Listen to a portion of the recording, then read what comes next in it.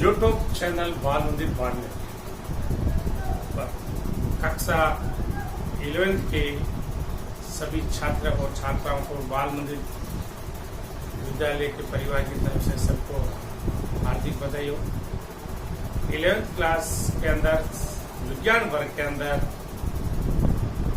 गणित, भौतिक विज्ञान, रसायन विज्ञान, जीव विज्ञान ये 4 सब्जेक्ट है, जिसके अंदर आपको जीव विज्ञान के साथ भौतिक विज्ञान और रसायन विज्ञान होगा और गणित के साथ भौतिक विज्ञान और रसायन विज्ञान होगा और हिंदी और इंग्लिश, हिंदी अनिवार्य और इंग्लिश अनिवार्य साथ में। तो कोई भी लड़का विज्ञान वर्ग के अंदर घबराहट महसूस नहीं करे।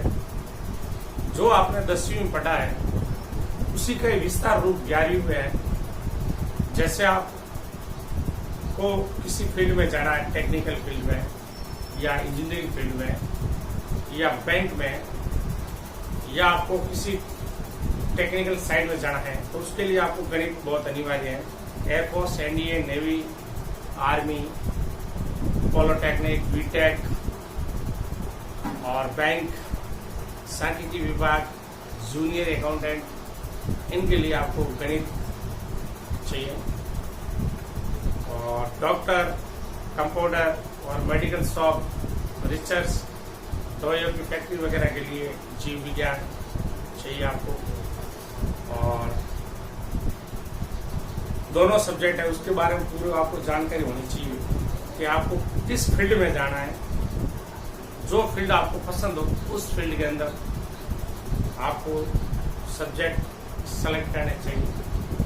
किसी भी सब्जेक्ट किसी टीचर या किसी पेरेंट्स या किसी के कहने पर नहीं लेना, सब्जेक्ट आपको लेना, आपकी रुचि के अनुकूल लेना, ताकि आपको भविष्य के अंदर पता चले कि आपको क्या बनना है।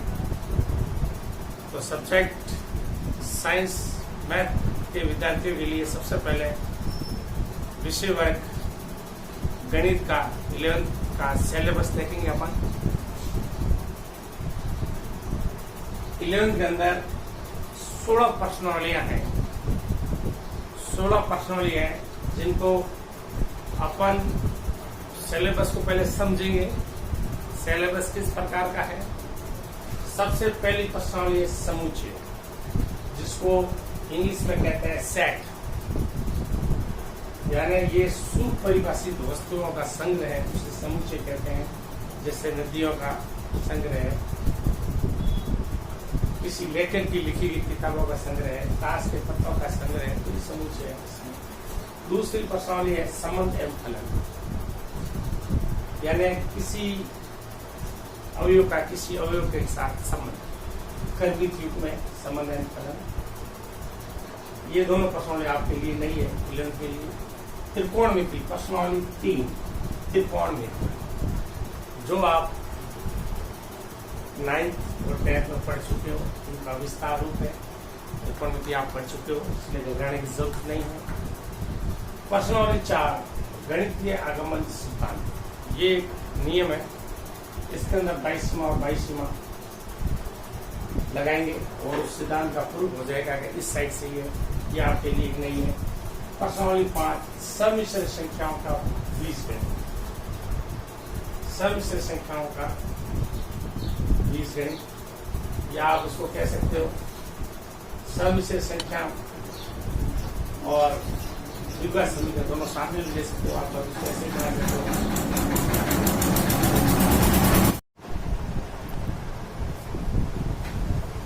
सम्मिश्र संख्याओं का बीजगणित या द्विघात समीकरण कह सकते हो। द्विघात समीकरण आप पढ़ चुके हो 10th में। और ये सम्मिश्र संख्या है जिसमें मूल 10वीं के अंदर पढ़ते थे, इसके मूल अपन ज्ञात नहीं कर सकते। वर्गमूल के अंदर अपन पास ऋणात्मक संख्या है, तो उसका मान फिरता था, वो सम्मिश्र संख्या है। द्विघात समीकरण से ज्ञात करेंगे। रेखिक का समीकरण, रेखिक समीकरण, एक चर की, 2 चर की, उससे रेखिक का समीकरण आ जाएगा। क्रमचय और संचय, ये आपके लिए नया टॉपिक है क्लास 11th के लिए, ये नया टॉपिक है। द्विपद प्रमेय, यानी द्विपद आप पढ़ चुके हो, जैसे एक पद, द्विपद, त्रिपद, द्विपद पढ़ सकते हो, उसका प्रसार है। ये प्रश्नावली 8 द्विपद प्रमेय है। प्रश्नावली 7 क्रमचय और संचय है। ये आप पढ़ चुके हो, विस्तार रूप है इसका। अनुक्रम तथा श्रेणी, प्रश्नावली 9 है। अनुक्रम यानी अनुक्रम आपने पढ़ा है, समांतर श्रेणी पढ़ा ना आपने, तो इसके अंदर एक समांतर श्रेणी है और अपने पास एक गुणोत्तर श्रेणी है। तो समांतर श्रेणी पढ़ चुके हैं, तो श्रेणियों का विस्तार रूप से पढ़ेंगे, गुणोत्तर श्रेणी और ऋणात्मक श्रेणी जो भी इसमें पढ़ेंगे प्रश्नावली 9 में। प्रश्नावली 10 सरल रेखाएं। सरल रेखाएं दो चरों की समीकरण जिसे ग्राफ बनाते हैं, सरल रेखा बनती है। तो सरल रेखा का समीकरण कैसे निकाला जाता है? एक बिंदु से जाने वाली रेखा का समीकरण, दो बिंदु से जाने वाली रेखा का समीकरण, तो इसको पढ़ेंगे सरल रेखाएं में। प्रश्नावली 11 शंकु का परिचय और यानी प्रश्नावली इसके बारे में अपन पढ़ चुके हैं 10वीं के अंदर। 10वीं के अंदर आपने देखो वर्ग पढ़ा, शंकु पढ़ा, गोला पढ़ा, तो ये इसी के अंदर शंकु परिचय में वर्ग, गोला और शंकु उसका विस्तार रूप से समीकरण निकालना। प्रश्नावली 12 त्रिविमीय ज्यामिति यानी द्विविमीय ज्यामिति अपन पढ़ चुके हैं 9th और 10th में। 2D द्विविमीय ज्यामिति यानी x अक्ष और y अक्ष, यहाँ त्रिविमीय ज्यामिति है x अक्ष और y अक्ष और z अक्ष। ये त्रिविमीय ज्यामिति पढ़ेंगे अपन विस्तार रूप में। प्रश्नावली 13 ये बिल्कुल नया है टॉपिक आपके लिए, सीमा और अवकाश यानी किसी चर के साथ अवकाश ज्ञात करना और उसकी लिमिट, तय सीमा और वही सीमा निकालना। ये है प्रश्नावली 13। ये प्रश्नावली 14 गणितीय विवेचन। विवेचन का मतलब होता है कथन। आप तो किसी संख्या के बारे में बोल रहे हो, सत्य या असत्य, उसको कहते हैं कथन। सांख्यिकी ये प्रश्नावली आप पढ़ चुके हो पहले, जिसके अंदर आपने बहुलक, माध्य और माध्यक, वर्ग अंतराल दिया गया, तब सतत और असत्य ये है। प्रायिकता ये भी आप पढ़ चुके हो 10वीं के अंदर। प्रोबेबिलिटी, तो ये प्रश्नावली का पूरा सार है। 10वीं में पढ़ा, थोड़ा निम्न स्तर से पढ़ा अपन, 12वीं में पढ़ेंगे विस्तार रूप से, डिटेल में पूर्ण तरह पढ़ेंगे अपन। तो ये आपके प्रश्नावली का जो है ये पूरा ब्यूरो है। 16 प्रश्नावली है, तो ज़्यादा बड़ा सिलेबस नहीं है। 10वीं के अंदर भी वैसे 16 प्रश्नावली है, 15 प्रश्नावली है, तो 16 प्रश्नावली है, उसका डिटेल में अपन पढ़ेंगे। तो उन प्रश्नावलियों का इसमें एक भी ऐसी प्रश्नावली नहीं है जो अपने 10वीं में है, सच नहीं है। सिर्फ प्रश्नावली गणित के आगमन सिद्धांत, एक संबंध और फलन और समुच्चय, 3 क्रमचय संचय 4 और त्रिविमीय ज्यामिति 5, सीमा उपलब्ध 6, गणितीय विवेचन 7। ये 7 प्रश्नावली ऐसी है जो आपके लिए नहीं है। बाकी पूरा का पूरा सिलेबस सेम टू सेम है, उसको विस्तार रूप से बताया गया है, इसलिए किसी भी चीज़ में हेडेक लेने की जरूरत नहीं है। और सबसे पहले अपन उन्हीं प्रश्नावलियों को लेंगे जो आपको कंटिन्यू लगातार समझ में आए। एक के बाद एक नया टॉपिक लेंगे जो काफी आपको समझ में आए।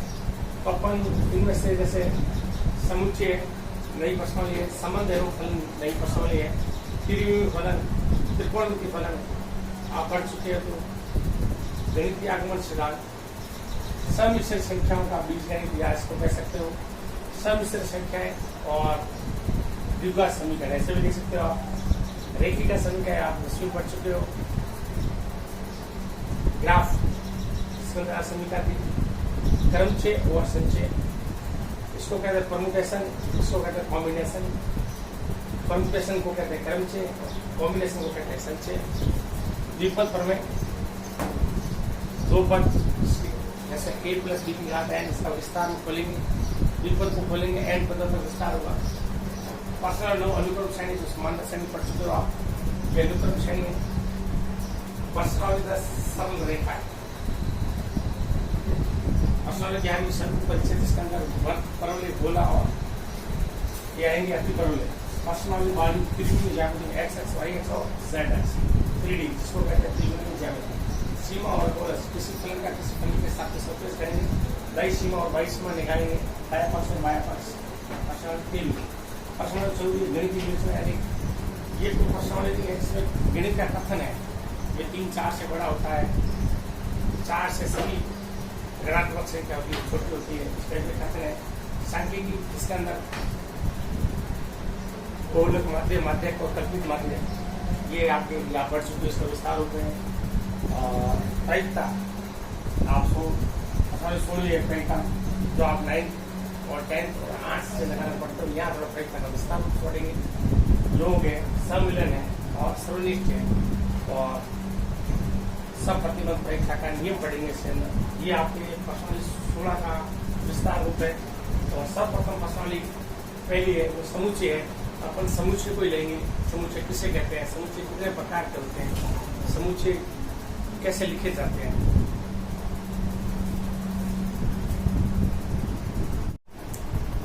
समुच्चय किसे कहते हैं, सबसे पहले अपन पढ़ेंगे समुच्चय का सिद्धांत। जर्मन गणितज्ञ जॉर्ज काउंटर ने दिया था। और समुच्चय का उपयोग समांतर श्रेणी, अनुक्रम, प्रायिकता, संबंध और फलन में विशेषकर यूज किया जाता है समुच्चय का। और त्रिकोणमिति में यूज कर लिया जाता है। तो समुच्चय सिद्धांत का काफी यूज होता है। और समुच्चय कहते किसे, सबसे पहले समुच्चय सिद्धांत, समुच्चय सिद्धांत जर्मन गणितज्ञ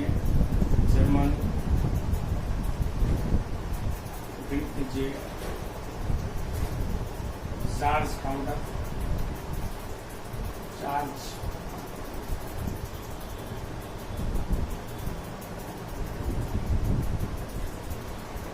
काउंटर ने दिया था। समुच्चय का उपयोग मैंने समुच्चय का उपयोग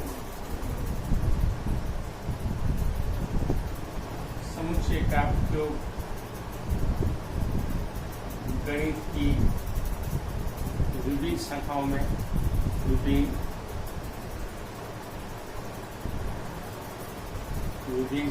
में जैसे संबंध फलन,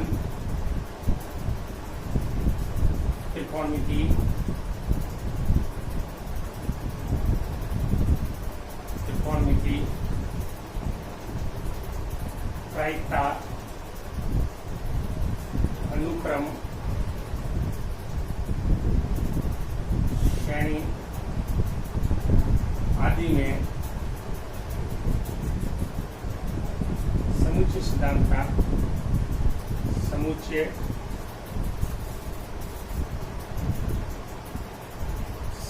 का प्रयोग किया जाता है। समुच्चय का सिद्धांत जर्मन गणितीय जॉर्ज काउंटर ने दिया था। समुच्चय का उपयोग गणित की विभिन्न शाखाओं, संबंध फलन, त्रिकोणमिति, प्रायिकता, अनुक्रम श्रेणी आदि में समुच्चय सिद्धांत का प्रयोग का इस्तेमाल किया जाता है या यूज किया जाता है। अब अपन पढ़ेंगे समुच्चय किसे कहते हैं। समुच्चय को इंग्लिश में कहते हैं सेट यानी समुच्चय की डेफिनेशन यानी परिभाषा पढ़ेंगे अपन। परिभाषा सुपरिभाषित वस्तुओं के संग्रह,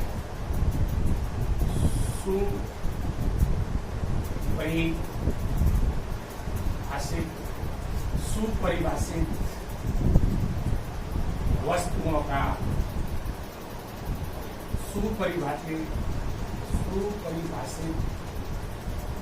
का संग्रह, सुपरिभाषित वस्तुओं का संग्रह समुच्चय कहलाता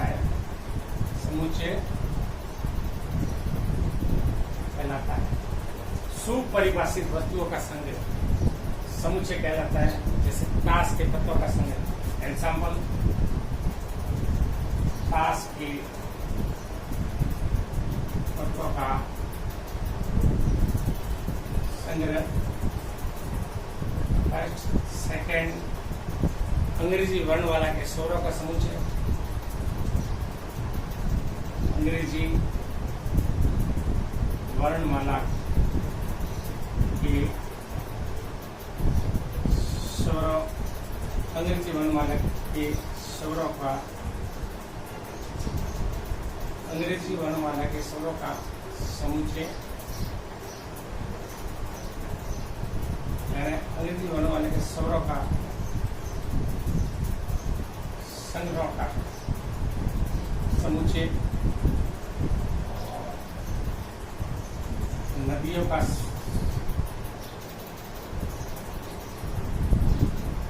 संग्रह,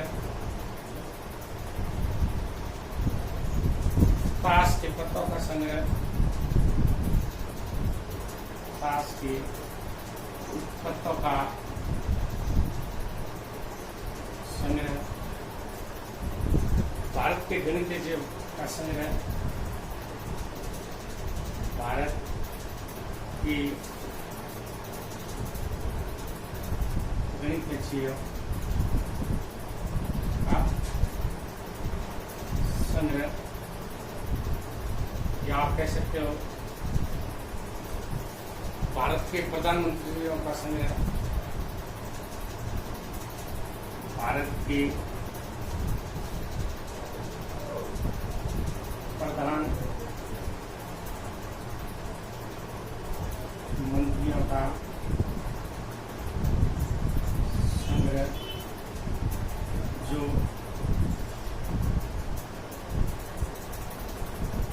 भारत के निवासी है। और समुच्चय को अपन और गहराई से पढ़ सकते हैं।